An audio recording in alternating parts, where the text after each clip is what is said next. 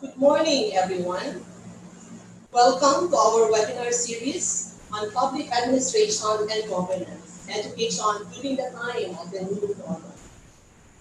This morning, we shall have the first of this webinar series focused on open and distance e-learning in Philippine public administration and governance education, practices and lessons. This activity is organized by the University of the Philippines Open University, Master of Public Management Program, and Faculty of Management and Development Studies, and the Association of Schools of Public Administration in the Philippines Incorporated. Just allow me to give a short background of ASPAP. ASPAP is a premier professional organization advancing excellence in innovation in PA education and governance that promotes collaboration and co-creation of knowledge, innovation, and good practices among PA schools, enhances the quality of PA education, research and services, and networks and partners with PA and government stakeholders for sustained institutional and policy reforms. I am Malu Barcediano of the Ateneo Dinaga University, and I will be the moderator for this webinar. This activity is streamed live via the UPOU networks and the FB page of ASPA. With this, I formally welcome our participants and viewers who are streaming live using the platforms mentioned.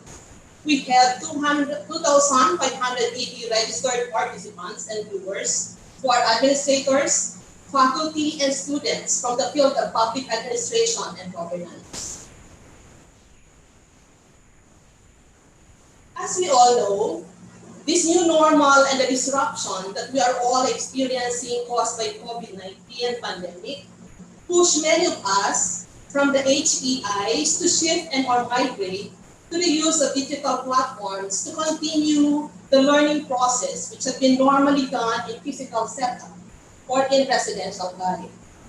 We provided alternative learning methods to our learners that include both online and offline learning process, or as described, asynchronous and asynchronous just for us to complete the semester. As we all prepare for our summer classes, for some of us, and this incoming school year, we all have this question in mind: are we really going online?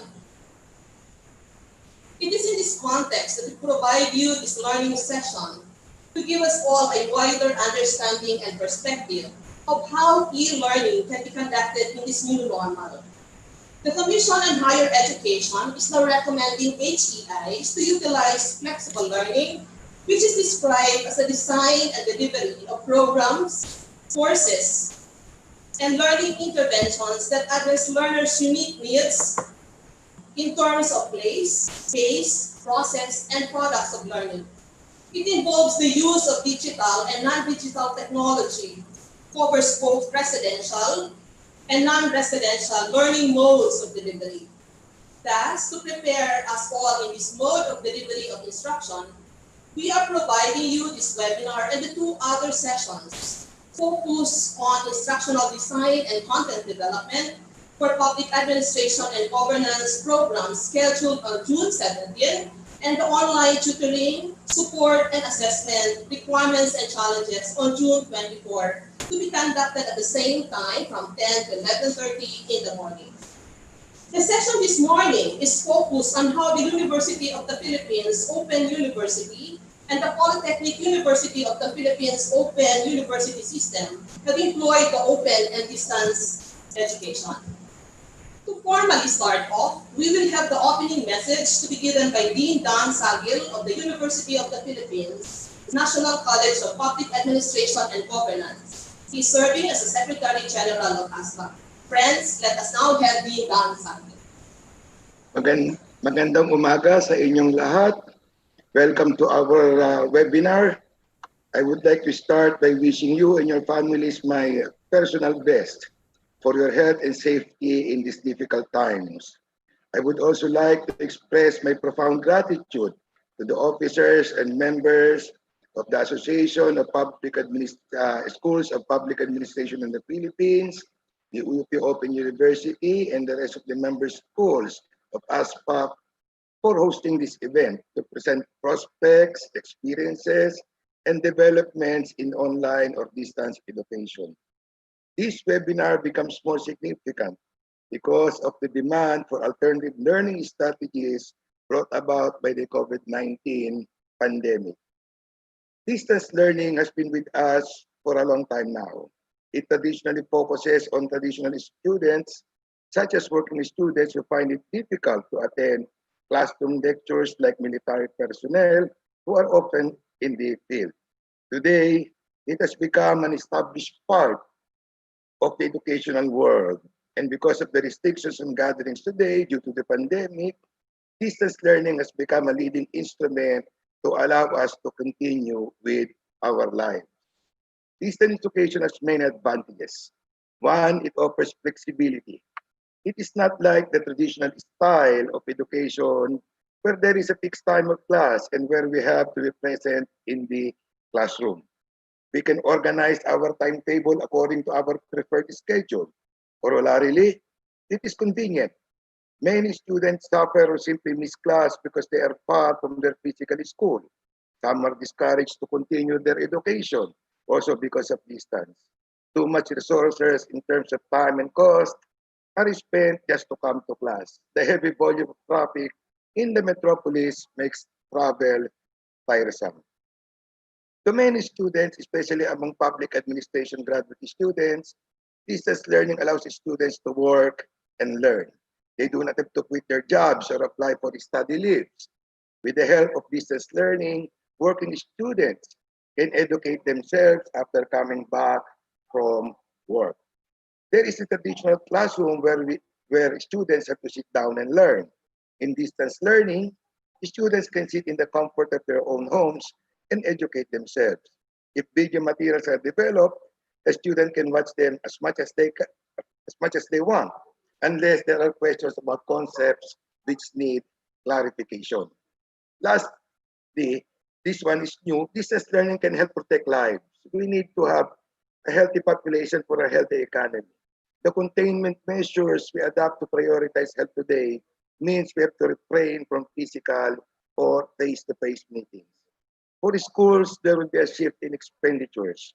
With distance learning, we can reduce capital outlay for physical facilities, but we increase funding for equipment.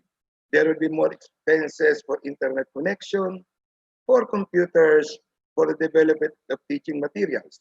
Initially, the cost may be high, but it will immediately taper off. Teachers, on the other hand, will have to make some adjustment. We must continually motivate our students to study. We must be abreast with technology and development. And most important, we must be effective in teaching in the distance teaching mode. Teaching and learning are two different things. We must, as teachers, make our students excel. It is for this reason that we have this webinar. We must improve our capability to continuously deliver quality education in the development of quality graduates. We hope that this exercise will provide a medium for sharing information to support strategic decision making by generating relevant and up-to-date information and experiences. ASPAP, NCPAC, the UPOU, and the other member schools of ASPAP are more than willing to deliver appropriate technical assistance to you. I sincerely hope that the lessons learned in this webinar will assist all of us in our evolving shift to distance learning mode, leading to a better balance between achieving benefits of public administration and governance education and its legitimate national and economic development goals. Before concluding, allow me to thank all of you for your interest in this webinar and in improving your capabilities. I trust that you would find this exercise to be a rewarding experience. Magandang umaga at maraming salamat sa inyong lahat. Kaya niya pa na tig-list kung sa na playlist. Thank you for the inspiring message being done, Saki. Let us now proceed. Friends, we have three speakers this morning. They are from the two higher education institutions offering open and distance education in the Philippines. the University of the Philippines Open University, and the Polytechnic University of the Philippines Open University system. The UPOU is a public research university and distance learning institution headquartered in the town of Los Baños, Laguna. It was established in February 23, 1995 as the fifth constituent university of the University of the Philippines system. Its mandate is to provide education opportunities to individuals aspiring for higher education and improved qualifications, but were unable to take advantage of traditional modes of education because of personal and professional obligations. It is mandated by Republic Act number 10650, also known as the Open and Distance Learning Act of 2014, to assist the Commission on Higher Education and the Technical Education and Skills Development Authority, or TESDA, on their open distance learning functions. On the other hand, the Polytechnic University of the Philippines is the non-traditional distance studies unit of the Polytechnic University of the Philippines. It began with the offering of non-degree, the technical vocational courses in 1970s, and was formally established in 1990, making it the first open learning institution in the country. It is one of the only two open learning institutions in the Philippines recognized by UNESCO, the Asia-Pacific Knowledge Base on Open and Distance Learning.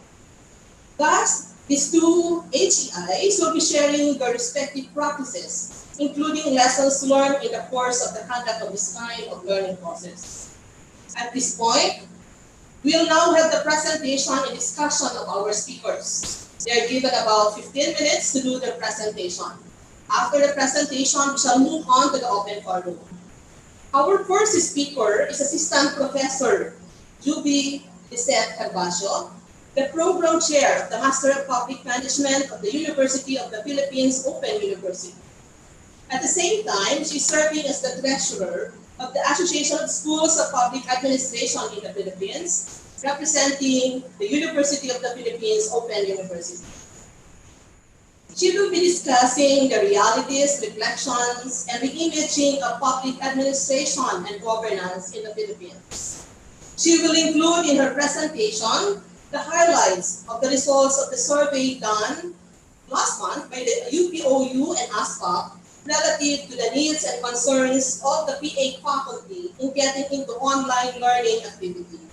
Further, she will proceed to her presentation on the practices and lessons on the open and distance e-learning in the case of UPOU.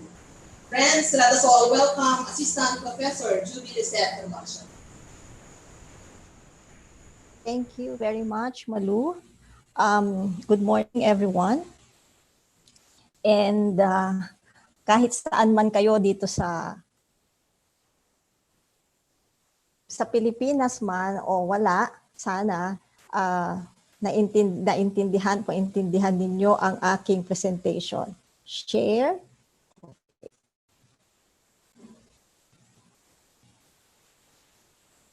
Okay. My presentations are we really going online, realities, reflections, and reimaging of PA and governance education in the Philippines. And I'm just going to give you some context kung bakit naririnig ninyo later on na may mga references ako. Because of the past, kasi in 2007, I moved to UPOU. I used to be with the National College of Public Administration and Governance, and I moved to UPOU simply because I was doing already online learning. And I was trained to train other people from other countries. So for a decade, I spent years of training people on how to do e-learning development and implementation. And it's only recently when I became program chair of MPM that I get to rebond with my friends from ASPAP. So let's go back. Reality, how did education become online? Okay, so balik tayo doon ng panahon noong bago pa ang civilization dumating, 200,000 before Christ. We call it visualization. Education then was merely visualization. And don't be misled kasi ngayon there is a resurgence of the visualization technique or strategy, like when you see some maps now that's being used, that is what they also term as visualization right now. And in the 11th century, they were using chalkboards. Okay, so if you're still using that chalkboards, then you're using an 11th century technology. It was in the 15th century when there was book printing, and that's why we were able to use books already in our in education. And in 1900s, you have the radio, and education was broadened because of the radio. Now, I have a question to ask you. Is radio, the use of radio, e-learning? If you say yes, then you are right. Okay? Huwag na kayong mahiya kasi mag-isa lang naman kayo. Kung meron doon sa katabi ninyo, nagkamali man kayo, hindi niya malalaman. So radio, the use of radio is considered already as an e-learning technology. In 1930, you have the television set. Okay, so some educational institutions have already utilized television sets. So if you will be using the radio, it is actually a 1930 technology. And in the 1940s, you have the digital computers.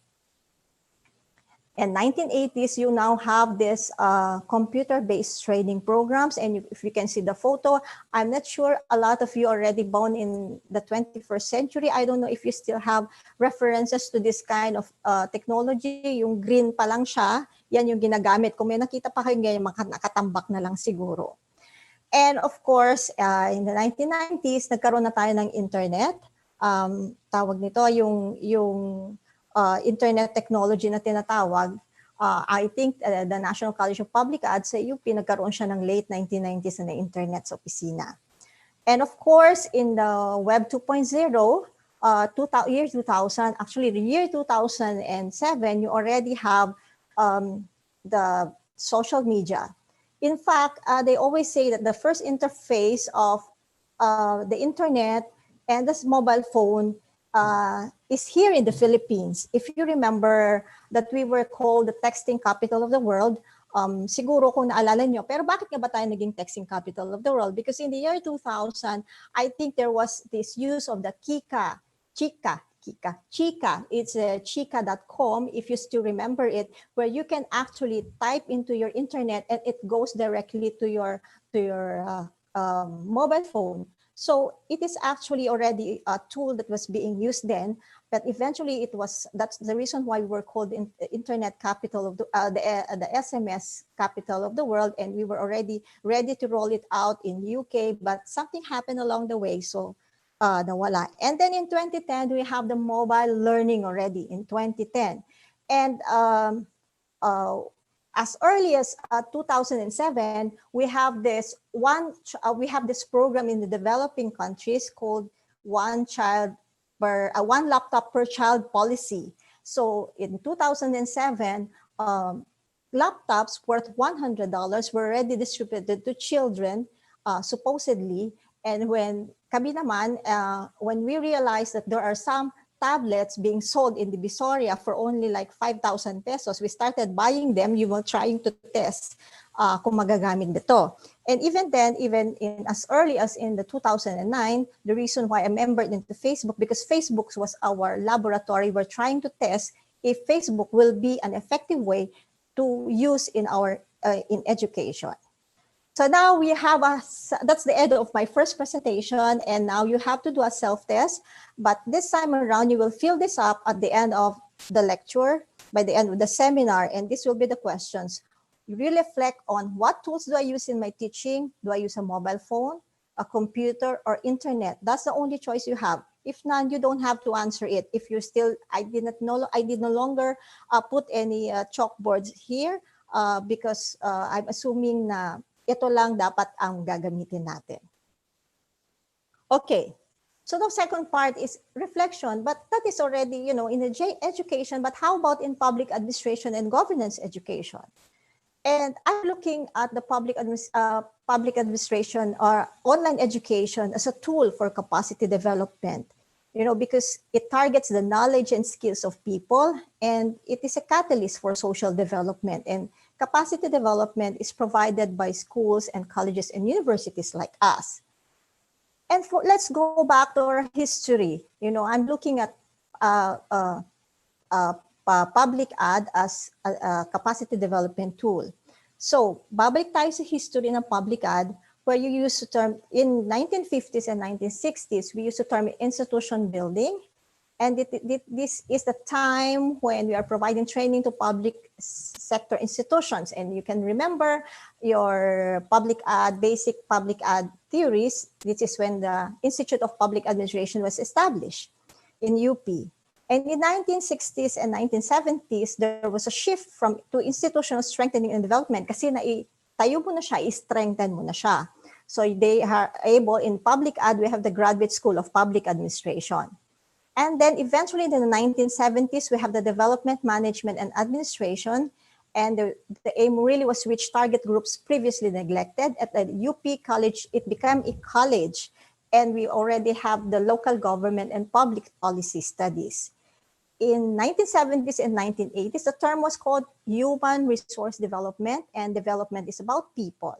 Emergence of people-centered development, and that's when the Bachelor of Arts in Public Administration and the Philippine Society for Public Ad, for those people who are in public ad, hello, who are in PSPA, our colleagues, hello sa inyo, was established. And in the 1980s, and you can see that's where home computers are already there. It's called new institutionalism, capacity building broadened to sector level government and NGOs. And that's when ASPAP was there, was formed, and we already have the voluntary sector management as a field of specialization. In the 1980s, capacity development was the term that's being used, and it's focused on the importance of ownership, local ownership and process.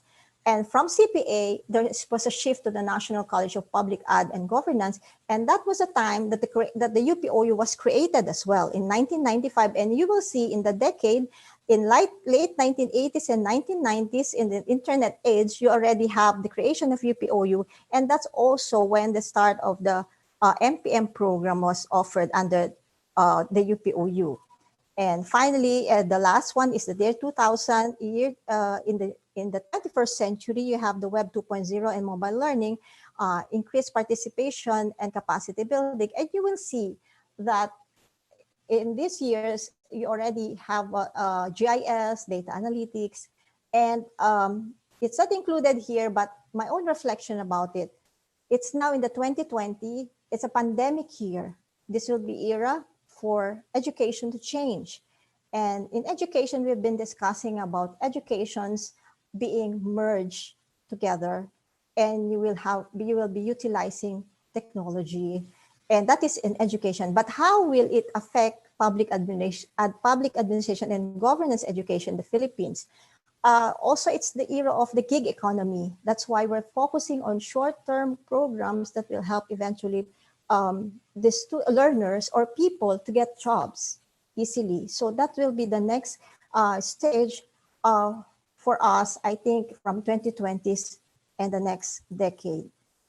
Okay, so now another self-test for you to make sure that you are listening. So in what ways have I utilized technology in my course? Did I use an MS Office? Nag-type ba ako ng Word? O tinype ko ba doon yung syllabus ko? O pinatype ko sa iba? Email? Were you able to, you reflect on it. Kayo lang naman nakakaalam yun if you were able to use it. Social media, ginamit ko ba yung FB, yung Instagram, Viber, WhatsApp, Line, or nag-text ba ako, o telephone or mobile calls? I'm sure some of you have already been utilizing this, pero sabi nyo hindi naman kayo online. But I'm telling you, this is how we use technology. That's why I was very careful in saying radio is also e-learning. But it doesn't necessarily mean that it is online learning, okay?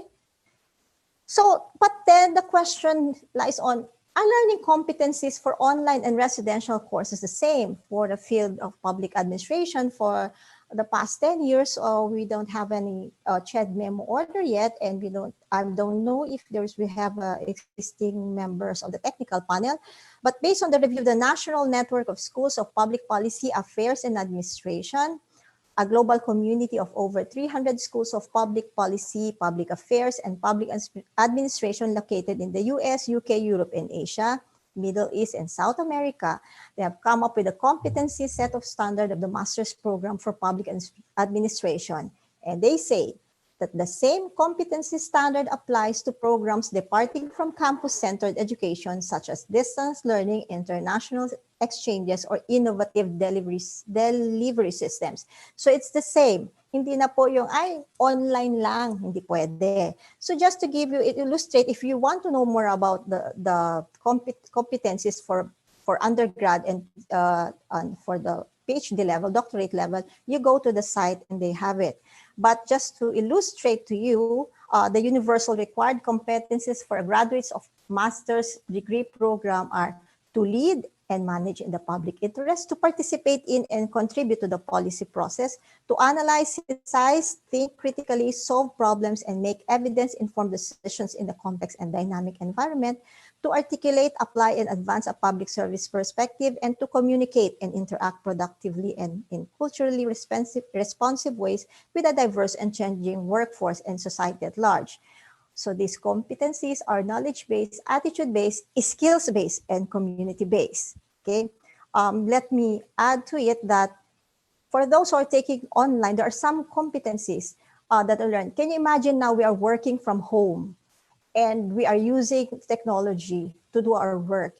Can you imagine if our students who have taken who are already learning from home, they might be able to use, they will know how to search for resources online. They will know how to communicate online. They will know how to work with virtual teams. These are just some of the additional skills that they may learn from using technology. But now, how do we re-image public administration and governance education now? Re-imaging, my RA a while this morning said, "Ma'am, tama po ba yung re-imaging na word?" And I said, yes, re-imaging is a word that is used in computer science. When you say you re-image, kasi nagka-virus ka, i-reset mo siya, de-delete mo yung virus, and then magre-reset ka. In their terms, sometimes they call it re-imaging or resetting public administration. So which countries have utilized online learning for the public sectors?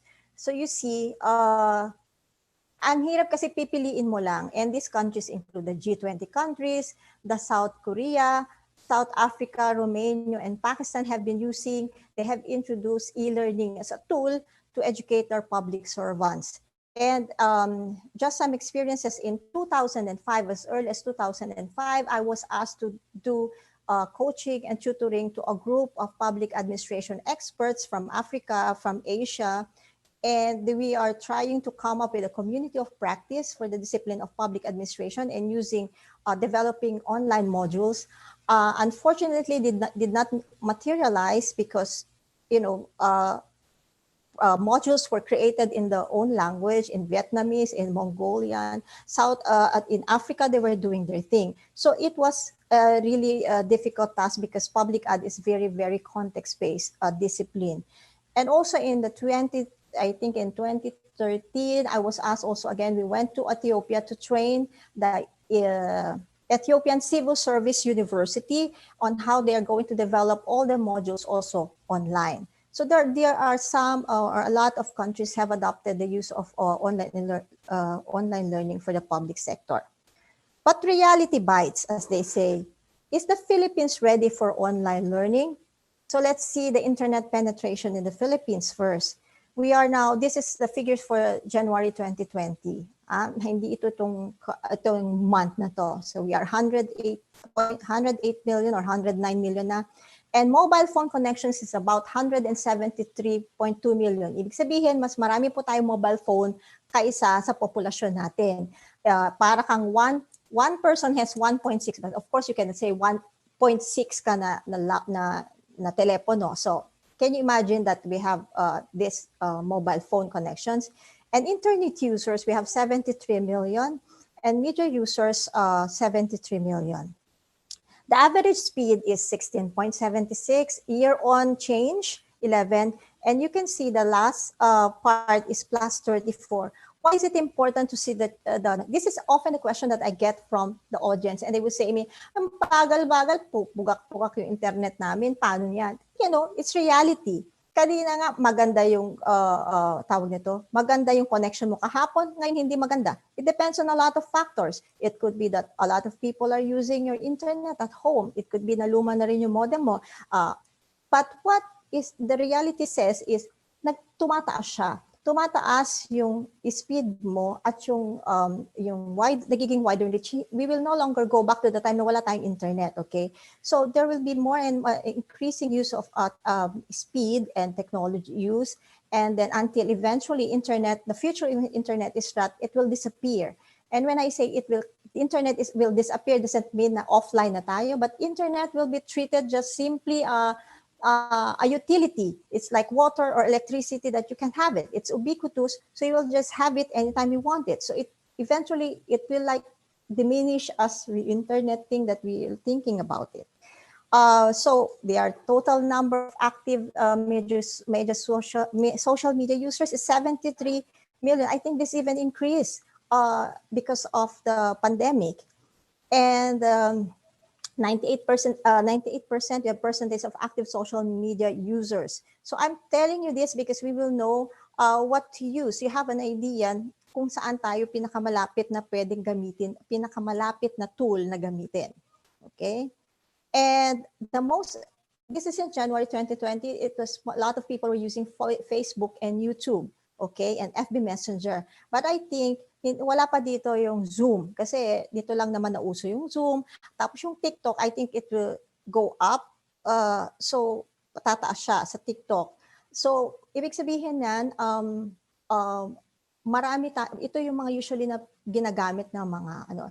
Why Facebook? It's simply because it's a reality that the Filipinos, yung diaspora natin is we have a lot of Filipinos overseas. We have to communicate with them, with our family members abroad. Okay? So this is the mobile internet users. The average daily time spent using the internet on mobile devices is 5 hours and 11 minutes. Okay? And this is a daily time spent with media. Using the internet is 9 hours and 45 minutes. I think this time around, mas mahaba pa. Social media, you spend 3 hours and 53 minutes. Watching television is 3 hours and 49 minutes. Listening to music and using a games console, probably hindi pa kasama dito yung Netflix. Baka tumaas din, di ba? So now, another self-test that I want you to do is how many hours do I spend on the internet per day? You have to answer this pagkatapos nitong ng webinar, you will have to answer how many hours do I really spend on the internet per day? Okay? So, reflection. What is the response of government to technology? The government has instituted yung e-payment, yung Tech for Ed, yung e-learning, yung e-TESDA, where you can get all the online courses, National Broadband Plan, Republic Act 10929, which is free internet access in public places, which i-roll over pa nila ngayon dahil kailangan natin ng internet. The RA 10650 is Open Distance Learning Act. Take note, wala siyang E.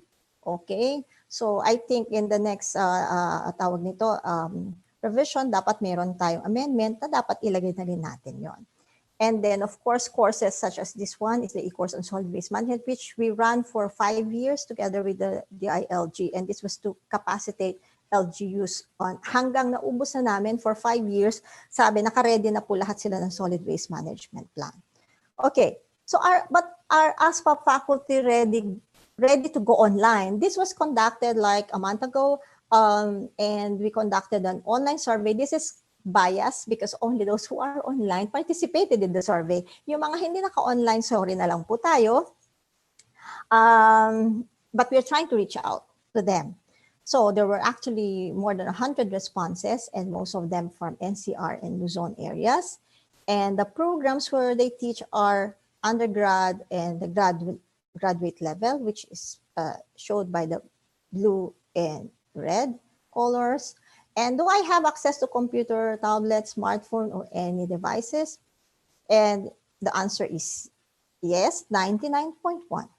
Kasi nga, kaya nga sila online. But I have access to stable, reasonably fast, and reliable internet connection. So we're happy to hear that they strongly agree.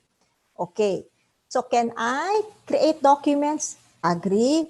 Can I send and deliver, receive emails? Yes, most of them agree.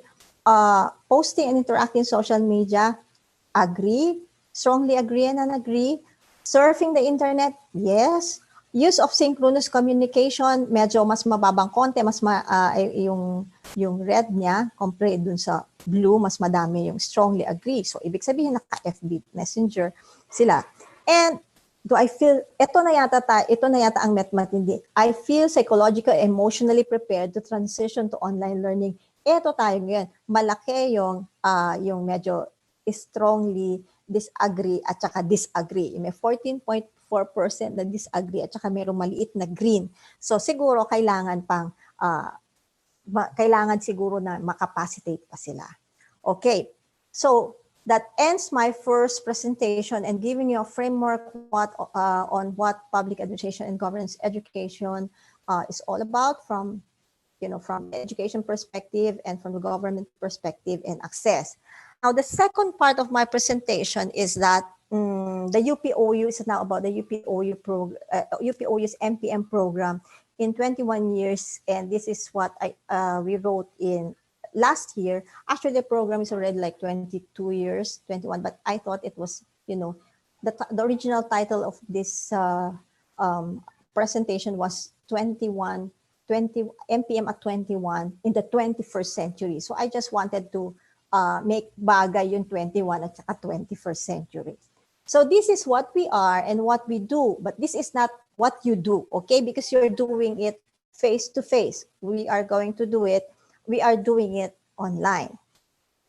So 21 years ago, this is me. Okay, 21 years ago, that was my passport picture, and now this is me. Of course, we have to consider na meron na tayong mga filter ngayon, na mga beautification, siguro kaya yan na ngayon, 21 years ago. And of course, this is Anna, my RA. Bata pa siya noon. Ngayon, eto na siya, blooming na siya. That was 21 years ago, then and now. Now, please, don't go to your laptop and start looking at your pictures like 21 years ago. Ano nga ba itsura ko noon, di ba? So, may mga ganyan-ganyang test din sa Facebook. And before, this was your computer. This was the tools that you were using. Okay? Ito yung Nokia, na sikat yan. At saka, ito na ngayon ang gamit mo. And then, ito na ngayon yung computer noon at 20 years ago. At ito na yung mga computer ngayon, yung mga tablet kang nakikita. So in 21 years, ganyan ang nangyari sa technology natin. So how about the public management? Of course, like any typical program of the public ad, it's for policymakers, administrators, managers, practitioners in local governance, and individuals interested in good governance and public ad. The MPM program has 3 specializations: and public policy program administration, local government and regional administration, and voluntary sector management. And we're able to produce total of 239 graduates from 2001 to 2017. Okay, so kailangan may framework tayo palagi, di ba? And I'd like to, from the education perspective, we have 3 pedagogies of distance education, from cognitive behaviorism, social constructivism to connectivism. So yung distance education kasi, nag-proceed siya from teleconferencing, postal service, if you still remember, postal service, and one-to-one or to many mode of teaching. In social constructivism, they have email, bulletin boards, World Wide Web, and the mobile technologies. You cannot communicate many to many, and connectivism is network connections between people, digital artifacts, and content. Students and learners are co-creators of knowledge.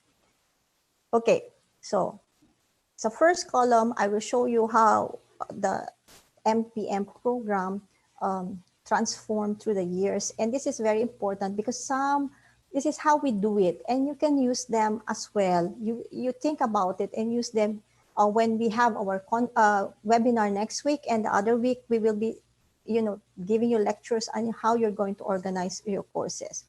So using also the generations of open and distance e-learning, the first generation is learning modules were created by experts and were distributed through traditional media, and modules were written, and students were sent with the modules via courier.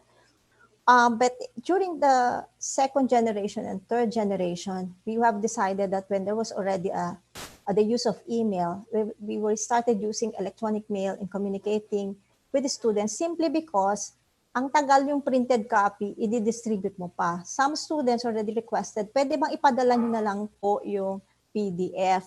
Paano? Electronic pa rin po, kaya naging dinagdag yung kasi yung PDF, electronic siya. So pinapadala mo through electronic mail, instead na printed, in-email mo na naka-PDF file. So nagkaroon na rin kami ng shift to IVLE, which is like a Singapore-based learning management system, may repository of assignments and courses. And the fourth and fifth generation of open and distance e-learning, we have transformed into the use of open educational resources in our courses. And we have to update them, and we are creating open educational resources through collaboration with other organizations like ASPAP schools. And you have already creation of MOOCs. So ibig sabihin, hindi na lang po kami nag-rely sa mga libro, kundi we're not using now the use of OERs, and you will learn more about the use of OERs when we go to the webinar 2 next week, when we discuss about where to get our resources online. So it's important that you will be able to attend that one too. So, so we had some international collaboration as well. And the number of enrolled MPM students per year, so you can see it has been increasing. It has almost doubled since 10 years ago. Number of graduates, we have already, this is per year, we have 26. Yun lang nakataas doon sa 103 kasi wala pa po kaming online system kaya hindi pa nakuha noon yung individual years from 1997 to 2009, but 2018 to 2019.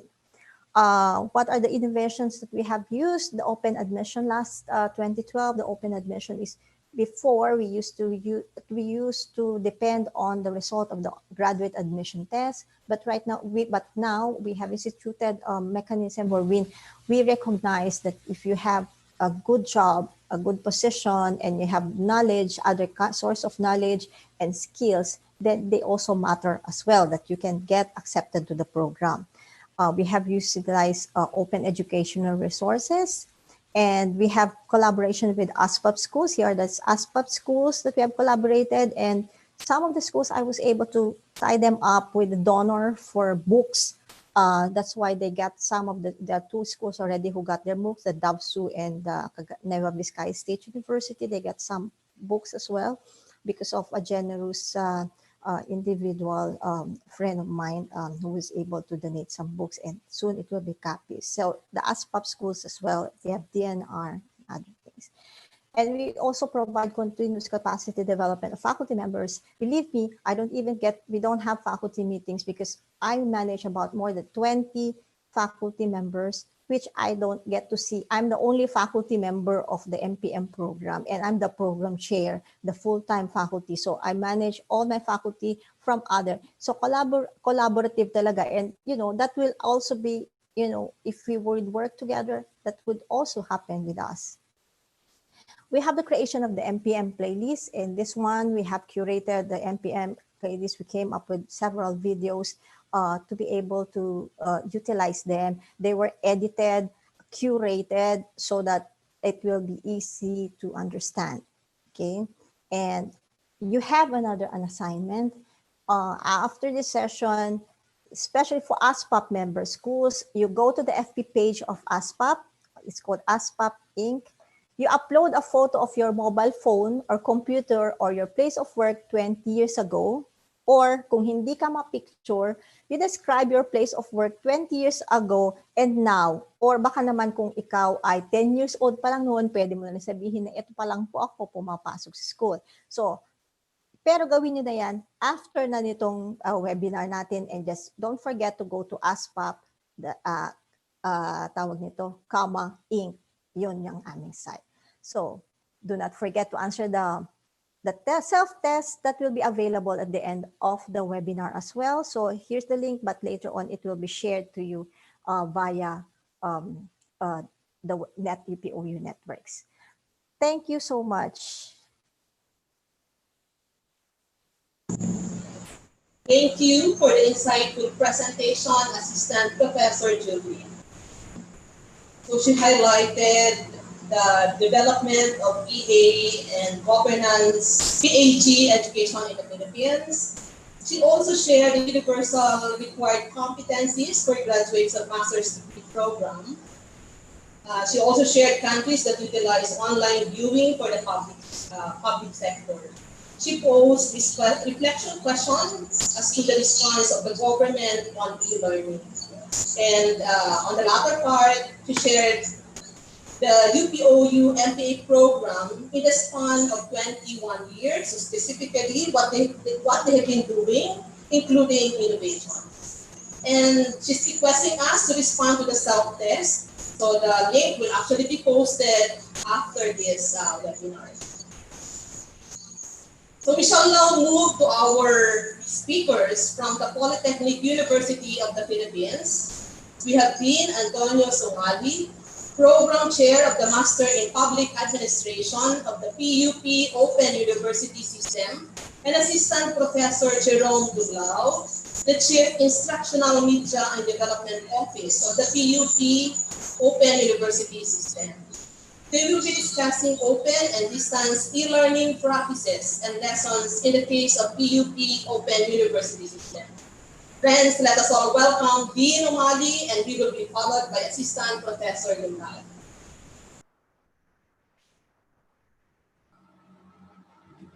Thank you, Dr. Barciliano, and good morning to all of us.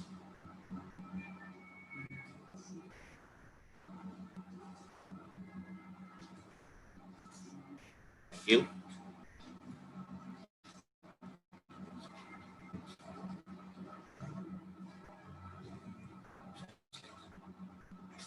Uh, uh, Please bear with us. We're trying to work on the slide presentation that will be shared with you.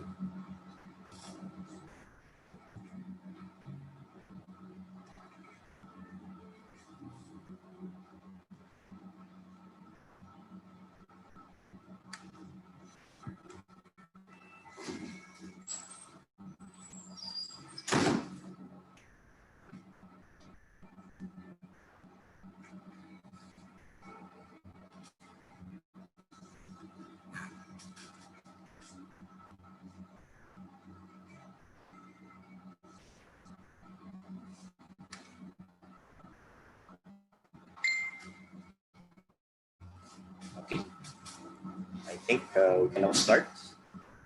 Thank you, Professor Dumlao, and yes, I was asked to present together with my colleague, Professor Jerome Dumlao, the open and distance e-learning in Philippine public administration, governance, education, practices, and lessons. We will refer to the Polytechnic University of the Philippines Open University System, Pamantasang Bayan. Our pioneering efforts started when the PUP Open University System, known as the Pamantasan ng Bayan, is a fresh and innovative system for delivering higher education services in a way that is different from the traditional formal, highly structured and classroom-oriented approach. The PUPOU informs the Philippine Constitution of 1987, particularly Article 14, which requires that quality education be made accessible to all Filipinos at all levels, and that self-learning, independent, out-of-school study programs, non-formal, informal, and indigenous learning systems be developed that respond to the needs of the community. The PUP believes that the establishment of Republic Act number 7722, the Higher Education Act of 1994, is significant in reinforcing its position that the OU program is helping universalize and democratize access to education. The PUP OU primarily addresses the need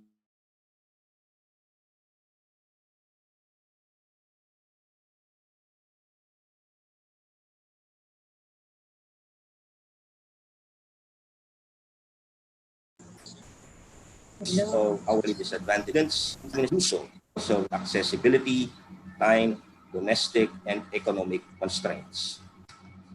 The PUPOU's trust answers the call to higher education institutions to continue contributing to the efforts of the government in realizing its objectives of poverty alleviation, global competitiveness, and sustainable development for the benefit of the present and future generations of Filipinos. The PUP Open University was established in the 1970s, where it started with non-degree technical vocational courses that were its initial offerings.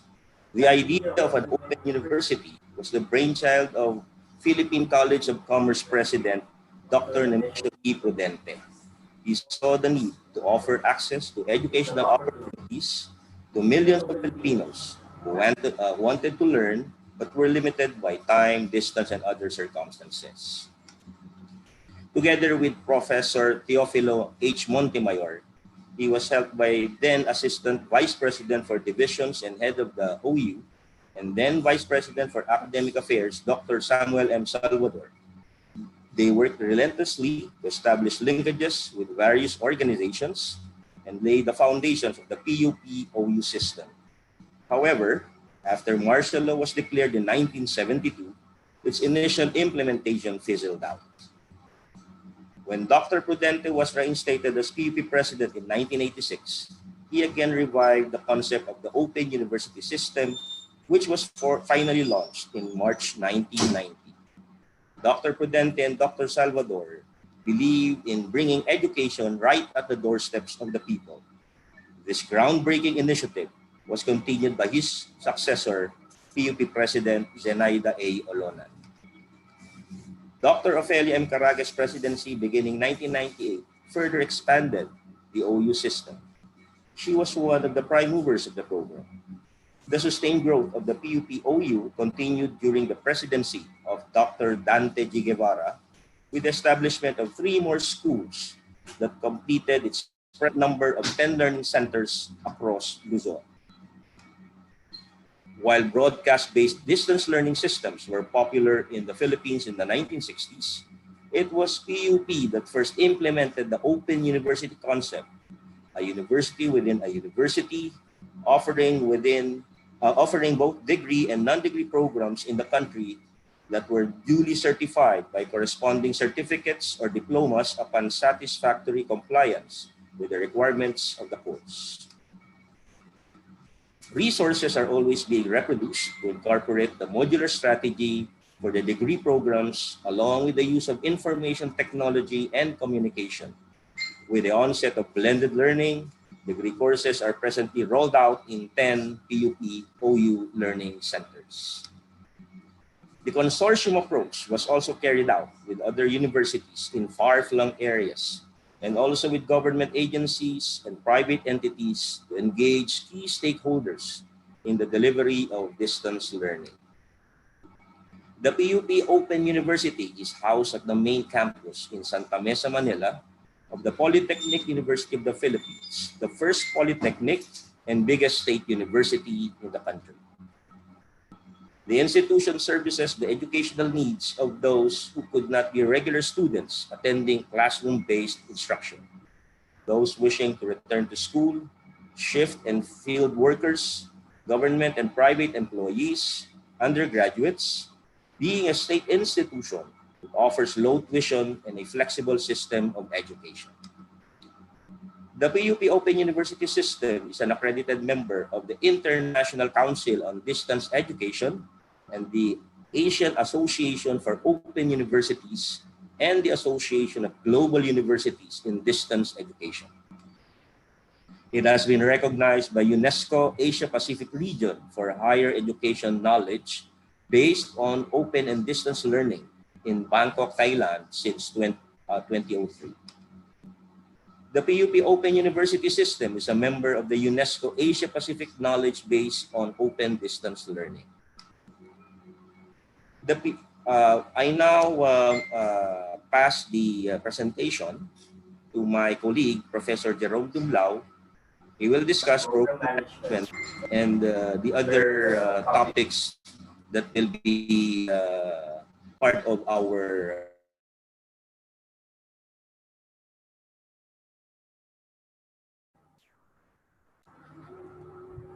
Thank you, Dean Umali. Let me just put on my share screen.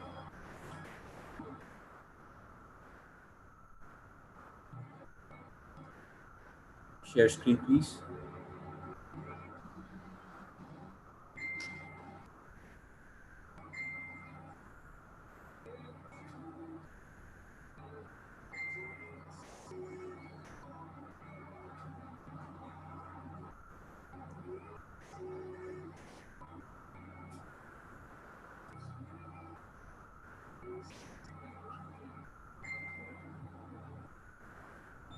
Good afternoon, good morning to everyone. The PUP Open University System has put up regular publications under the Center for Accreditation, Research, and Extension. Likewise, the PUP OU Sphere Journal in Open and Distance Learning and the Compendium of Research Abstracts. It also publishes the PUP OU Journal, the OU Reader, Instructional Material Series, list of books in open and distance learning, list of books and references in education, public administration, communication, ICT, entrepreneurship, and other materials about distance education and the PUP OUS programs. The PUP OU student enjoys full access to their mother university's facilities. At the PUP ICT Center, they can take advantage of the internet and library research facilities. An active PUP OU student council and program groups provide incentives for real participation in student-initiated events representing their wide spectrum of interests. The institution has a video and PowerPoint presentation, a frequently asked questions handout, brochures, and an orientation seminar for potential and new students. The registrar's office and the Office of Student Services provide comprehensive academic, career guidance, and other assistance such as referrals and counseling. In regard to curriculum and materials development, teaching materials are predominantly printed, like modules, and additional instructional materials, course guides, study guide questions, textbooks, handouts, and the like. The PUP-OU also applies the standard PUP curricula, making it at par with standard classroom-based education. The PUP-OU curricula came from the collective efforts and academic expertise of 2,000 strong educators in the main campus, and it passed the regular curriculum development process. Its learning materials development and module writing is through the initiative of the PUP main academicians and technical staff. The PUP-OU has assumed the leading role in offering module writing workshops in various schools, as well as offering assistance through publications of module writing guidelines and formats. The PUP-OU works with the PUP ICT Center in converting printed materials into various digital formats and ebooks by integrating ICT in its framework. The post-baccalaureate diploma in information technology and the Master of Science in Information Technology are both delivered via online mode. PUP-OU has its own website at www.pup.edu.ph/Open University, where basic information not only about PUP-OU but also the field of open and distance learning is given. It makes use of the e-learning portal, which is under the Moodle platform. The PUP-OUS Open and Distance Education Institute is known for its flexibility, individualization, and adoption of new information technologies in the development of courses, production, delivery, and support for students. This innovative delivery and acquisition mode includes, but is not necessarily limited to, the use of computers. It used to be the radio and television, it used to be print media, and now audio, video equipment, face-to-face interaction, observation, and of course, now it's online via the internet. It also makes use of blended learning, characterized by its mode of teaching and learning delivery. A significant part of teaching is delivered in a manner removed from space and or time, from the learner to special designed materials and methods using appropriate technologies that are supported with organizational and administrative structures and arrangements. During offline sessions, students must attend a number of contact meetings, which is about every other 3 weeks, where there are formal presentations, interviews, and face to face assessments. Such sessions take place at the designated PPOES learning centers throughout Luzon, on campus and on site, based on the course guides prepared and planned by the subject specialist.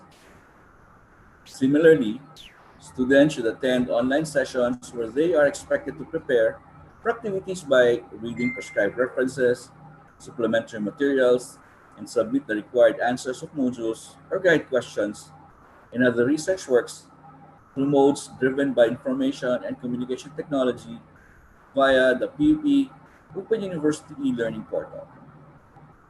Every semester, students are required to attend an integration session such as a lecture forum. Students can benefit from invited guests, distinguished professionals, scholars, and practitioners. Students are likewise updated on new developments in their area of study, complement their study of theories learned in books, and learn how these are applied in practice. They're encouraged to raise questions, engage in the discourses, and express their ideas. Another feature of the PUP Open University system is for their students to engage in research, come up with scholarly works, and help in the production of new knowledge.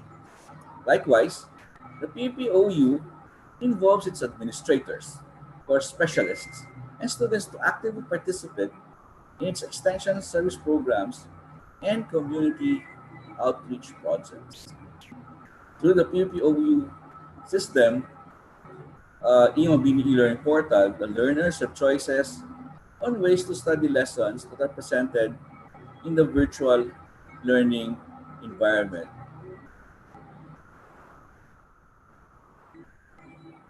Basically, we have what we call learning and working, wherein the multi-generational learners can enjoy the personal and spontaneous learning environment as they complete their courses without sacrificing much of their time for work and family.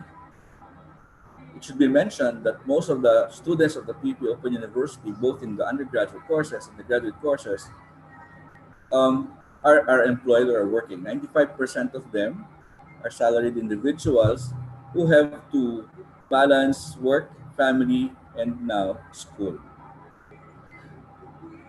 Learners have a number of choices and ways to study the lessons that are presented rather, within the context of cyber learning, which is affordable, accessible, and portable education. The eMabini, which is the PPE learning portal, is mobile device friendly. It can be utilized in the students' tablets, smartphones, or e-gadgets. And among all the students that we have, out of the 95% of them working, again, 95% of those are cyber techie, so to speak, and are connected to the internet and have access to tablets, smartphones, e-gadget, laptops, and desktops. Um, the PUP Open University Pamantasan Bayan Masters in Public Administration covers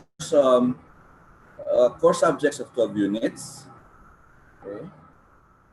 There are 21 units for the major courses and 3 units for cognates. Likewise, there is a 6-unit thesis to end the course in order for the, and this is, of course, this is a requirement so that the student graduates. If the student applicant is this is a pre-master in publication and in public administration courses. They have 18 units for pre-master's program. Okay. So more or less, this is a sample of the program of study. Each semester, the student can enroll as much as 12 units. For the summer, they can enroll as much as 9 units.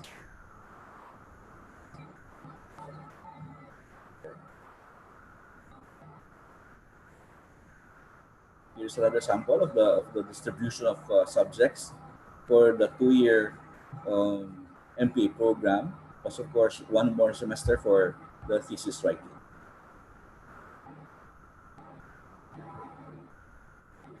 As you can see, meetings are every third weekend, basically held on Sundays.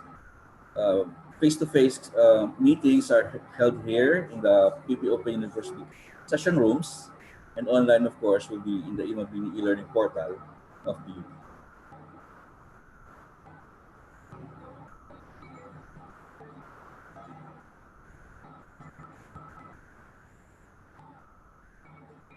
So, the mobile type education to the community using multimedia equipment and strong linkages are vigorously being undertaken. The PUP Open University has likewise entered into a memorandum of agreement with government, non-government organizations, and private institutions. Given the challenges brought by the global pandemic, distance learning has now become the new normal in the education landscape, speeding up its migration to cyberspace. There should be a strong collaboration and consortium among colleges and universities in the implementation of the distance learning programs in order to optimize the use of human and material resources, facilities, and instructional materials, as well as greater opportunities for different strategies and new ideas that may further improve the delivery of educational information through the open university system. Thank you very much for giving us time to present the PP Open University, and mabuhay po ang ASP.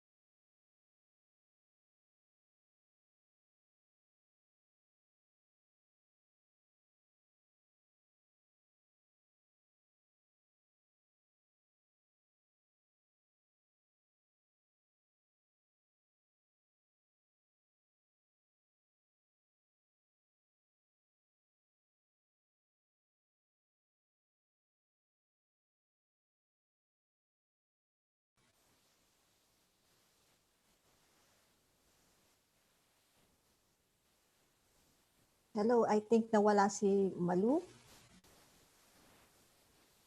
Maybe some technical difficulties. I think we're now moving to the question and answer portion. So on the right side of your screen, there's a portion there where you can type the questions that you have. So the first question that we have here is for the speakers. What can you suggest to schools which will offer full-time graduate online courses for the first time amidst the present pandemic?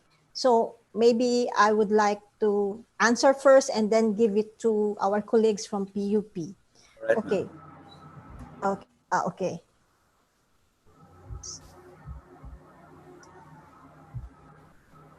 Or is it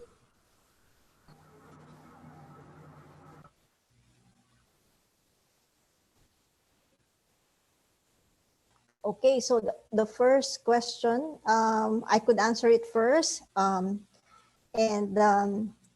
what can we what can we suggest to schools? Itong first sem na to, like yung sinasabi, online education is just like a relief pack. Yung relief pack na hindi siya pang matagalan, di ba? Pero eto na tayo ngayon eh. So anong gagawin natin ngayon sa courses natin? Can we risk not having any on a course anymore, walang education? Parang mas mahirap yon. It will lead to more tawag nito, poverty, I guess, because hindi na makapag-avail ng education. So for those universities or institutions that we're offering graduate online courses, you have to think from the perspective na laging sinasabi na ano bang condition sa inyong lugar, di ba? That's the reason why Ched has been saying flexible tayo. Kasi baka yung lugar naman ninyo nasa isla, di ba? So kung nasa isla kayo, yung institution mo, kung nasa isla ka, probably baka meron kang blended. Kasi hindi ka naman kailangan, pwede mo pa rin i-meet ang klase mo, di ba? So nagiging situational yung mangyayari. But what I'm telling you is, I'm sure ang dami-dami ding mga mag-offer na mga technology that you can use. Mahal siya. I mean, it would cost a lot. Some universities, yun talagang fear. Ang problema lang ngayon, meron ding mga libre. Okay? Libre, pero nakakatakot din kasi yung security. Ito nga, mga Facebook natin, naduduplicate na. Tawag nito. So medyo mag-ingat din tayo. So if you're going to offer it, titingnan natin scenario. Ano yung scenario natin sa lahat, di ba? So titingnan natin kung mga graduate courses natin, one SEM at a time. So kung i-offer natin mga course natin na to, paano natin i-design para makatugon pa rin. But I assume, dahil sinasabi ko nga na there will be some universities na mahirapan because of enrollment. Kasi mahirap ang tuition fee. So, parang ganun. So, situational muna, titingnan niyo yung universities niyo, focus on the courses that you want to focus, yung mas maraming enrollees, kasi doon yung income ninyo. Yung huwag niyo muna i-offer yung medyo mas konti lang yung mga enrollees. So, you have to decide kung ano yung mga pwede ninyo, mga programs na pwedeng i-offer. So, siguro yung mga iba, medyo mas scale down ang pag-offer. So, yun lang muna from my end. I think si Sir Jay. All right. Thank you very much, Ma'am. Yeah. Thank you very much for that question. That's a very good one. There are several things that I can probably tell you guys advice to is that first and foremost, connectivity is very important. No, connecting to the internet is a very very important requirement. Likewise, it's access to gadgets. No? I suppose kung graduate students naman yan, access to gadgets will not really be a very big problem. The third one is, are the teachers and the students ready for this? The readiness of the teachers to teach online, the readiness of the students to study online. And finally, there should be well-written instructional materials other than the open educational resources, other than the links and all of those things that we have in the internet. I suppose if we have all of this, we could do with that. One question that goes to my mind is, what will make you say that you're ready to study for this? What will make you say that the teachers are ready and the students are ready? Well, basically, the introduction to all of these things are very important. Capacity building for the teachers in regard to writing instructional materials,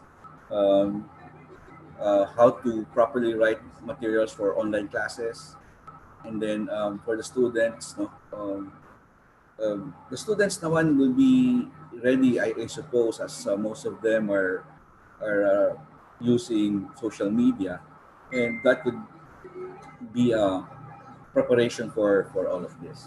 There should be a lot of time given, like regular school that you have to go to school, like say from 9 to 12. We should practice likewise the schedule and discipline of all of us. Thank you very much.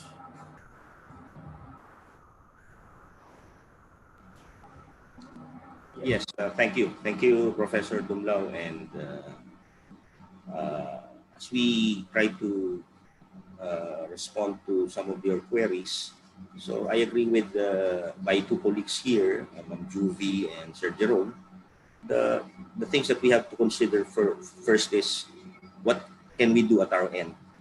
What things that are within our control or powers? And one is training our subject specialists. Are they going to be ready? Then they have to be prepared. Second, they have to produce the learning online materials. That's the next thing that we can do in school.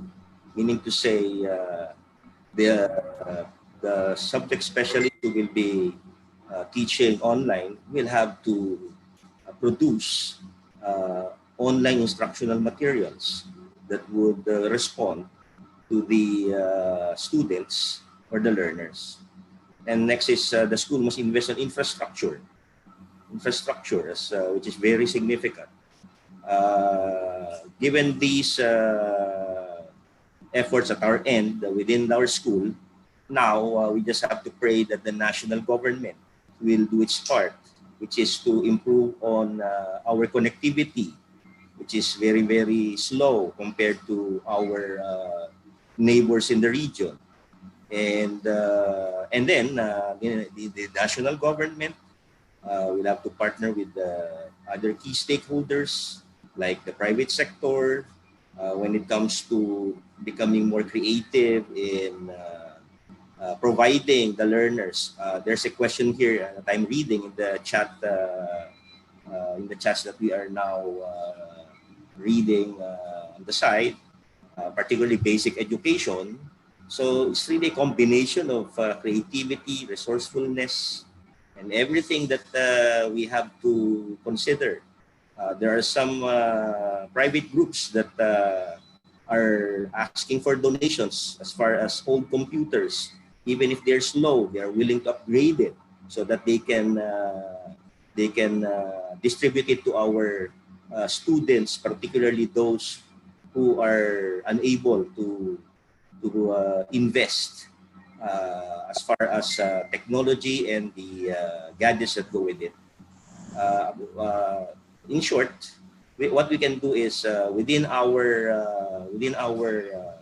system, we prepare our teachers, we prepare our materials, and then we prepare our connectivity.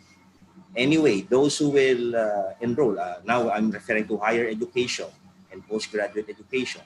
Anyway, those who will be enrolling in online education are assumed to be ready when it comes to their ability to connect in as much as they chose this type of learning mode, just like in our system where the student is given a choice, whether you're going to enroll in the Open University system or the traditional graduate school. Thank you very much. Okay, so thank you, Dean Tony. So my apologies for the technical glitches. So that's actually one of the challenges of getting online. So let us now proceed. We have this question. This is actually addressed to our speakers coming from PUP. Please talk about at least two specific challenges you are managing in this move to go online as an input to SUC's listening in, because they need to learn from you in managing similar SUC constraints. So just like budget, procurement, and the rest. So can we have Dean Tony?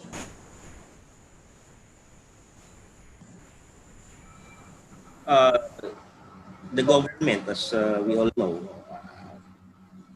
actually, all of us are. Yes, Dr. Barceliano. Yeah.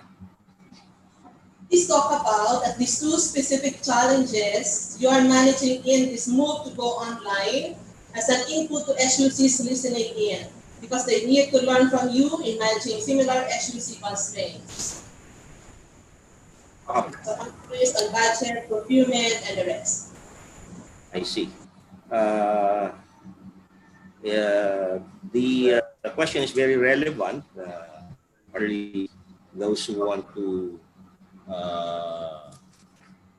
migrate as far as online learning. As noted by my colleague, the challenges that we have to hurdle are basically two. One is infrastructure and capacity building. With respect to your query as far as procurement, that will be addressed as far as how do we plan as far as the direction of the school now that we are faced with the inevitable situation wherein online learning delivery is imperative.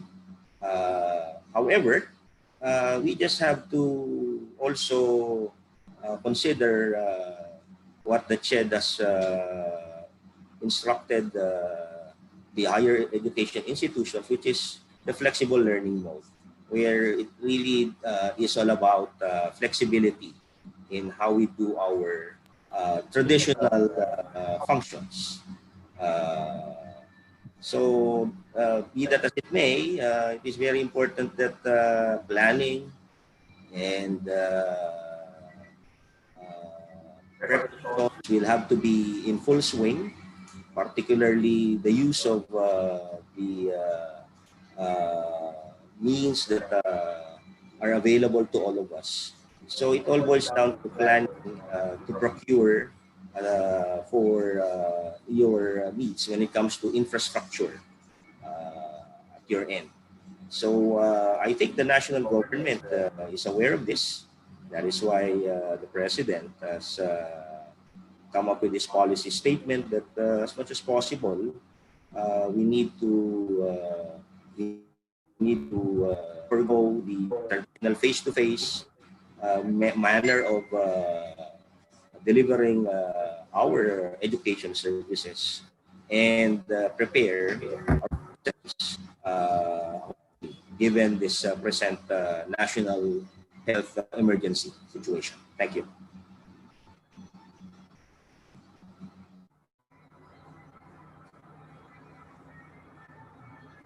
Okay, so speaking of capacity building, can you talk about how you will approach this in your schools?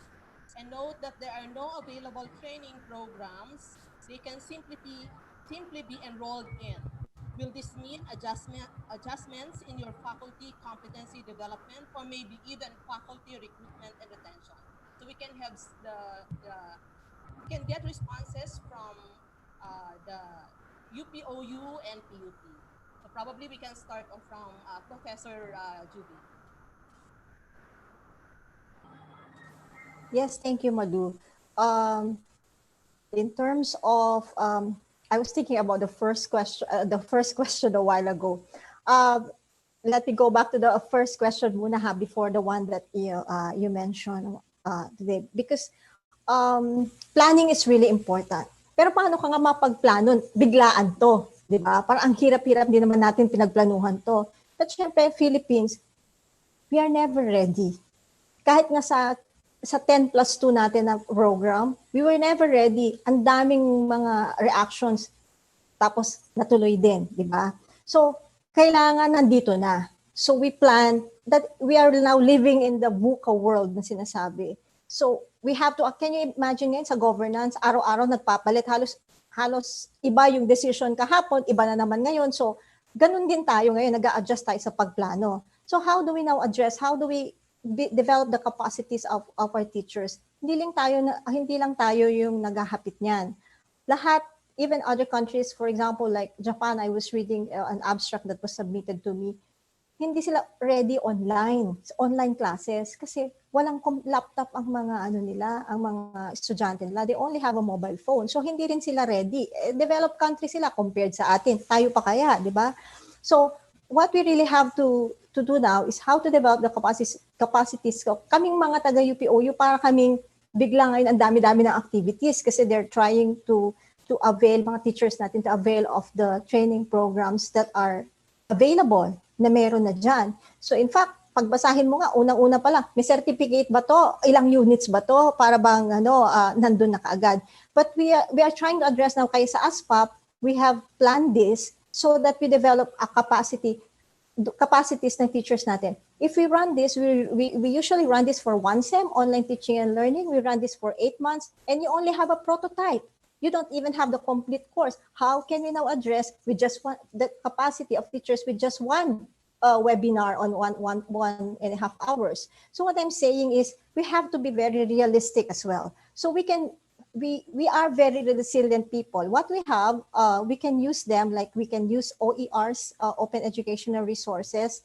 And another thing, that's what I have been emphasizing is, if you have noticed, I have already mentioned the ASPAP incorporation. We don't have a management system, learning management system. We don't have a content management system. So sabi ko sa ASPAP, let's use the website.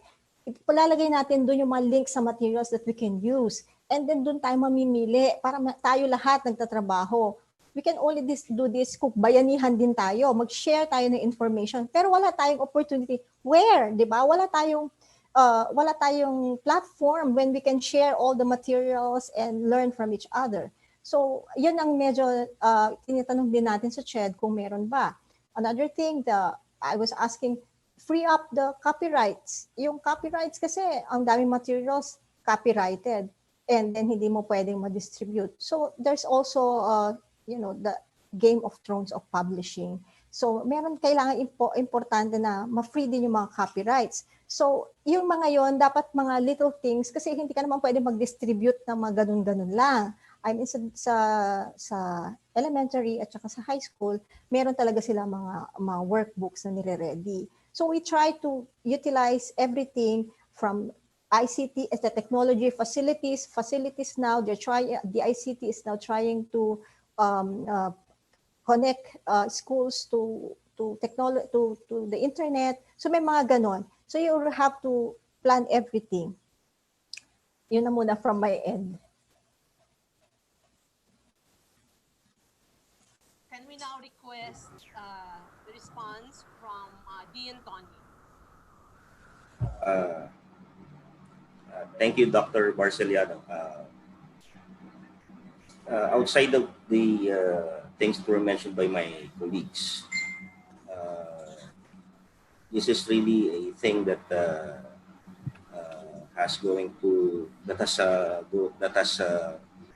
repercussions in the long term. I think it would be very prudent on our part that we need to consider the capacities of our respective institutions, as well as identify the learners who will be able to access our education products, so to speak. From there, we may just have to continue with the sharing of our knowledge. We continue to talk, just like the things that are needed in any governance environment, which is coordination of our efforts. And hopefully, as we move together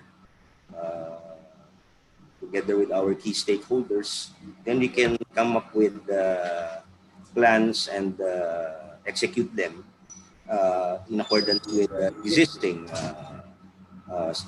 realities and contingencies that will have to be now executed. Thank you very much. I may have to also add, we may also hear from our colleague, Professor Dumlao. Thank you very much, Sir Tony. In regard to capacity building, most of our teachers may not be ready for this. That's why, basically, I think the theory must be taught to them first. The theories of the basics of distance learning. The materials from Terry Anderson is very helpful. No? Parang he wrote a very good thing about distance learning. After having learned the theory, they must be taught how to write the proper online instructional materials. After which, they must be taught how to be able to present all of this by using technologies such as PowerPoint and all of the other advanced technologies out there. And after all of this has been done, where there is the written, probably the electronic and written and probably videoed instructional materials, we have to present this and distribute this. And when put them all together, there's a sort of convergence. You create an atmosphere wherein all of them are there, and then the teachers will be able to do all of these things. In PUP, we're starting to come up with the what we call the flexible technology enhanced learning, or which we call the FlexTel. And training for this has actually started, has been going on in order to build to capacitate likewise the teachers and of the PUP, both the faculty and some of the staff altogether. Thank you. Okay. Maraming salamat, Assistant Professor Jerome. So time check, it's 11:39. So I suppose it's just okay with our viewers to extend for about 10 minutes, just to accommodate few more questions. I'll get back on the one which I raised earlier before I was cut off.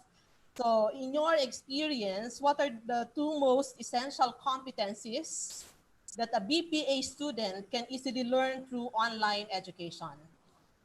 So the speakers coming from the two HEIs can respond to this question. So we will have first Assistant Professor Juby.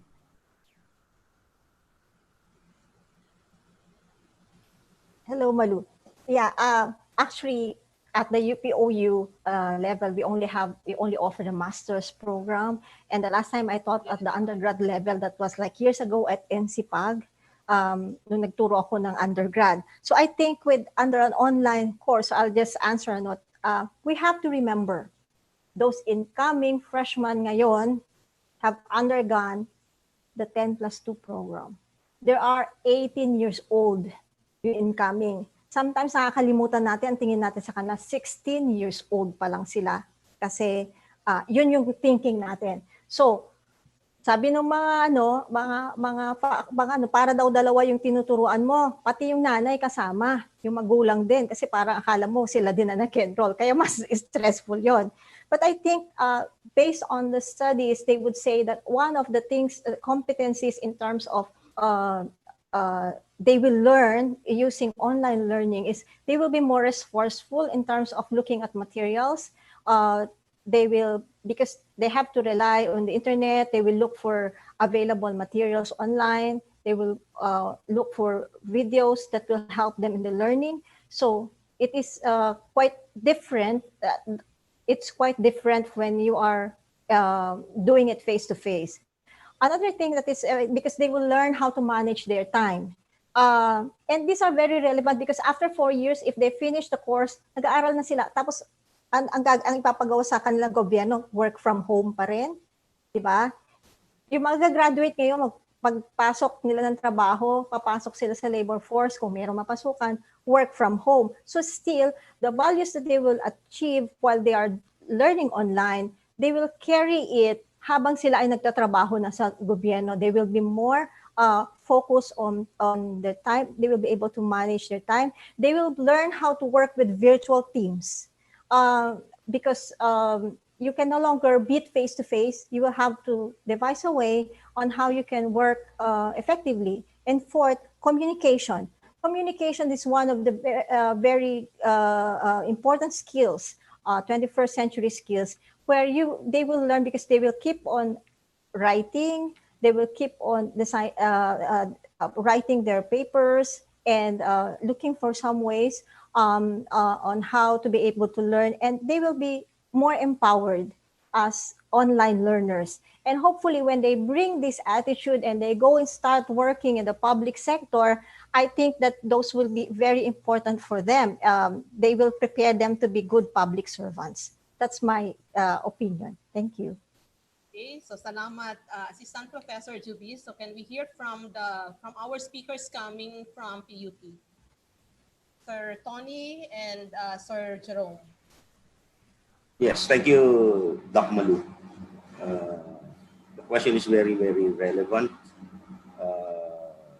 What is important for us to understand is the situation calls for action which are unconventional, those that will be able to be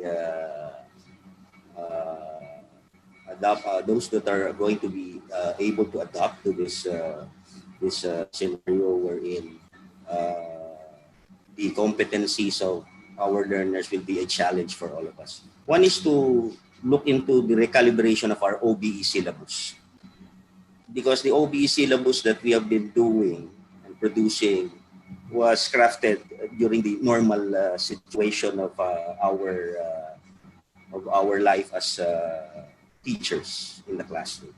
Now we have to recalibrate it and make it responsive as far as online delivery. And this will require a lot of effort on our part. So another is to know the realities on the ground. The university was able to come up with a survey among students as far as their readiness as far as online delivery mode. The results are very, very significant, because 6 out of 10 of our students, being the largest state university in the country, still prefer the face-to-face mode of learning. So this will now pose a challenge to all of us. So our president has been telling us to produce both, no? Both materials, online and the traditional hard copy of instructional materials, and make them accessible and available to all students. And we have to utilize all methods, means possible, like coordinating with their LGUs. If they don't have access as far as computers and the internet, then you have to coordinate with the LGUs of the student or the learner, so that somehow he will be given an opportunity to learn despite this situation wherein it is not physically possible for all of us to meet in the classroom. And then, among other things, it will now test our resiliency, our dynamism, our flexibility, our adaptability, our creativity, resourcefulness, and everything that goes with it. We are all on survival mode, my dear teachers. So we cannot anymore use the same tools that we are using given this emergency or crisis situation. All things being said, then we just have to talk, share, and continue to collaborate, so that we can perform our roles in a way that the learner will continue to develop as far as their progress in their education. And lastly, I will really have to stress the importance of us working together and communicating. All higher education institutions, both private and state universities, as well as basic education, so that we can come up with a comprehensive plan which can be carried out in terms of being responsive to the peculiarities of our learners, particularly in a country where you have more than, now have almost 7,700 islands. That is why it is really a challenge to all authorities as well as academic officials. Thank you. Maraming salamat, Dean Tony. So we'll have this as our last question. So may I request our speakers to respond to this one briefly. So how can ASPAP help? So aside from providing the platform for exchange and sharing, any specific item you suggest that ASPAP can possibly spearhead or advocate in responding to these numerous challenges? We'll have first Assistant Professor Juby, then we'll have our speakers, anyone from PUPOU. Okay, Juby, please. Yes, thank you, Malu. That's an interesting and a very relevant question at the moment. Um, One of the things that ASPAP can do is, aside from conducting this seminar series for our teachers, is that we can work together using we don't have a platform, but we can work together and share resources online. In the next two webinars, succeeding webinars, I will be asking you more that I'll be asking you to use the ASPAP page, because that's the only thing that we have right now, where we can share our resources. We can tag our resources and put them there, in which course should I be able to use this. And you know what's good is, if we keep on building all the resources, we can choose which resources would be fitted to us, and we have better quality materials. Kasi, like for example, Facebook is a non-entity unless may ilalagay ka doon. So what's important is, dapat may nilalagay kang content. Picture mo man ng ano, pero ilagay mo doon. So kung wala yung mga pictures natin doon sa Facebook, wala yung Facebook, di ba? Ganun din ang gagawin natin. Sa site natin, lalagay natin ng mga lamnan natin, yung mga relevant sa ating courses, so we can work together sa ating sa pag-build ng mga resources for public, and we will have quality, better, kumbaga we'll build back better yung ating i-re-image natin yung ating education system para sa mga materials natin. And also, the teachers are now part of it. Lahat tayo. Thank you. Okay, so salamat, Assistant Professor Juby. So can we now hear from our speakers from PUPOU? As far as they help us in terms of the ASPAP, I think the president of ASPAP, Dr. Sanjay Claudio, will be able to answer this query more responsibly. But then again, I'll just have a quick note as far as what I said earlier. As far as the competencies remain the same, my dear teachers. Hindi po nagbabago yan. Oral, written skills. We have been talking to stakeholders in the curriculum revision, as far as those who are now in the industry. In our case, it's government. So it's the same. Your oral, written, analytical skills, and your interpersonal competencies are also very, very important. And now this will be a problem for us, given this environment that we have right now. I think I will now pass the opportunity to answer that question as far as ASPAP role to Dr. Sanjay Claudio, our president of the ASPAP. So salamat, Dean Tony. So probably our president, Dr. Claudio, can respond to that when he during the closing remarks. Okay, so in as much that we would like to accommodate all your questions and clarifications, the time would not allow us to do so. Thus, we'll just be forwarding all the other questions to our speakers, and we'll request them to give the responses, and we'll send it back to you through your respective email. We will now proceed to the awarding of the certificate of appreciation to our speakers. Allow me to read the citation. So we'll start off with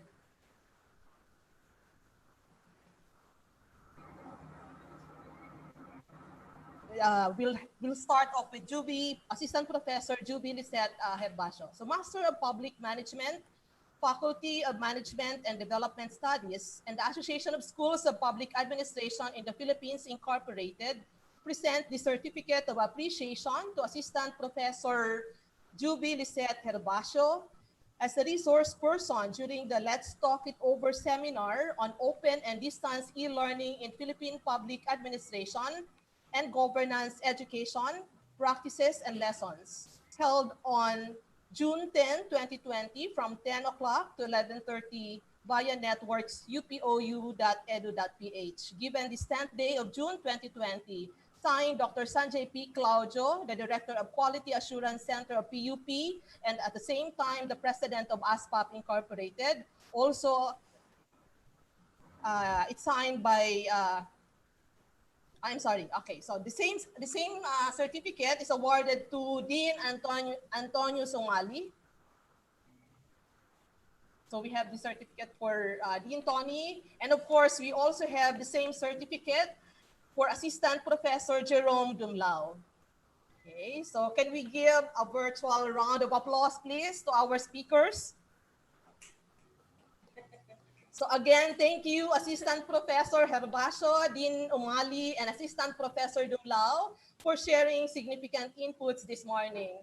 For our participants, may we request you to please fill out the online evaluation form in which the link will be posted right after this webinar. Only those who will be accomplishing the online evaluation form will be given an e-certificate of participation. There is also a separate link for the self-test given by Assistant Professor Juby. And also, as mentioned earlier, please like our FB page for you to source out learning materials. At this point, we shall now request our ASPA President, Dr. Sanjay Claudio, the Director of the Quality Assurance Center of the Polytechnic University of the Philippines, to give the closing remarks. Okay, so President Sanjay, please.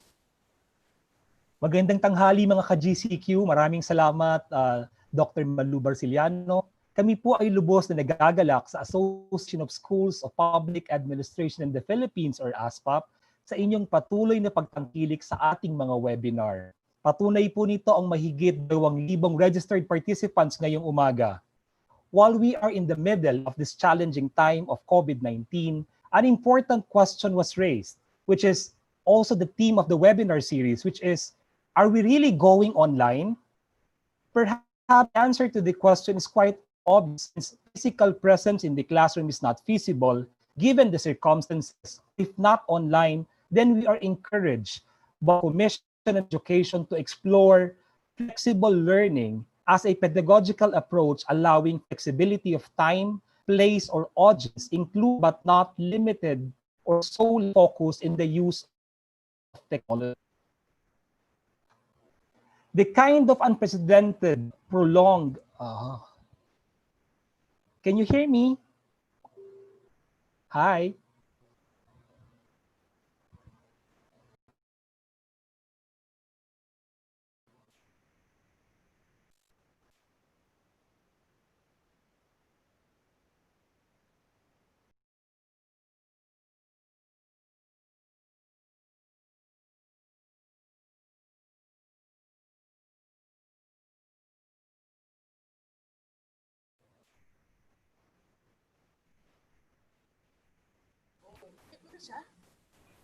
Hi.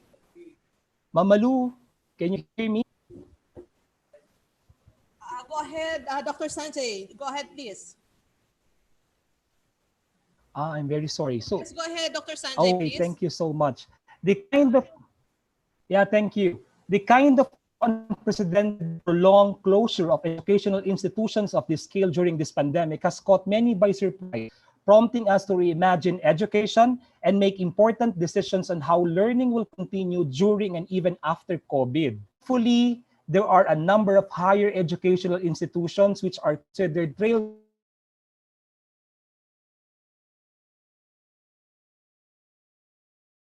these institutions were highlighted today, the UP Open University and the PUP Open University system.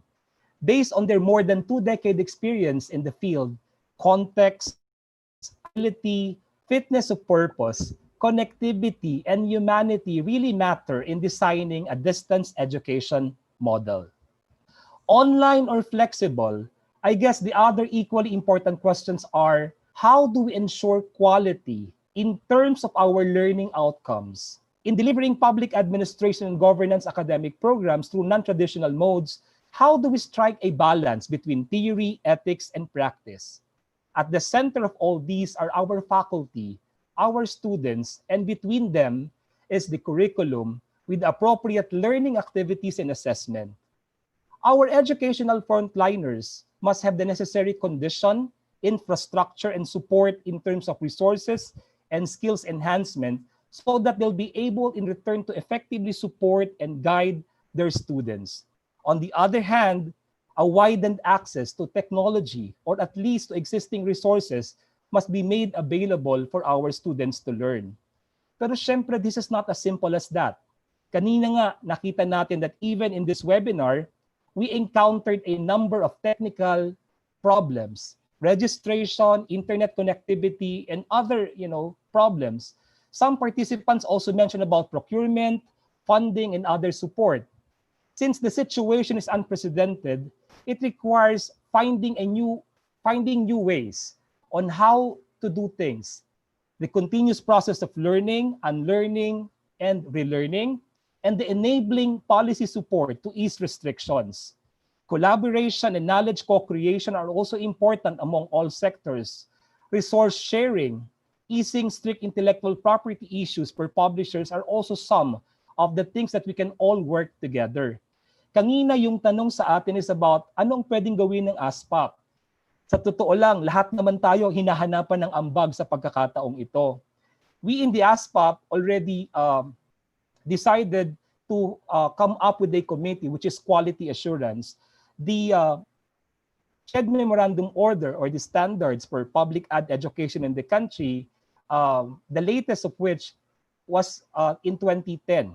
I think that since we have now many changes that are currently taking place in the public ad and governance education, as well as, of course, in the various sectors of the society, I think we need to update. And the ASPAP can also lead through the Committee on Quality Assurance, the advocacy on the learning outcomes that must be the same for traditional as well as for the online or blended mode of delivery. Kanina binabanggit din ni Assistant Professor Juby that napakahalaga yung resource sharing, no? Kaya nga sabi, right now, if you're going to look for materials for a certain subject like Introduction to Public Administration or Public Fiscal Administration, I think that ASPAP should also serve as an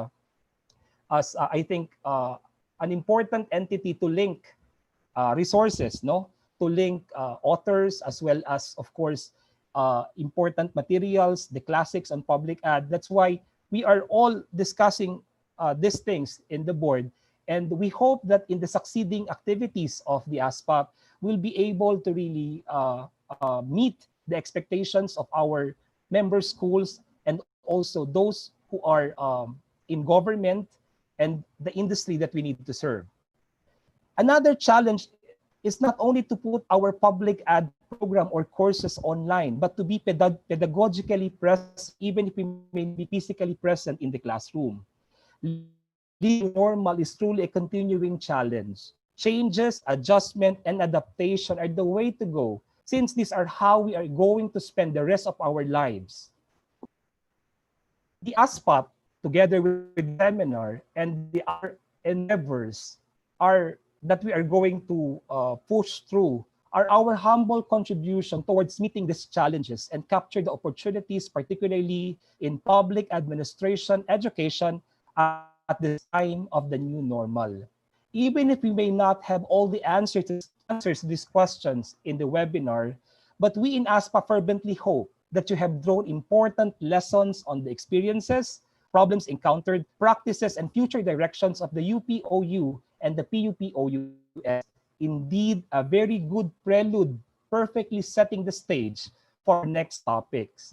Samahan niyo po kami muli sa mga susunod na edisyon ng ating webinar as we explore details of how to plan the instructional design and content development for public ad and governance programs through online and blended modes of delivery on June 17, and a discussion of requirements and challenges of student online tutoring support and assessment on June 24.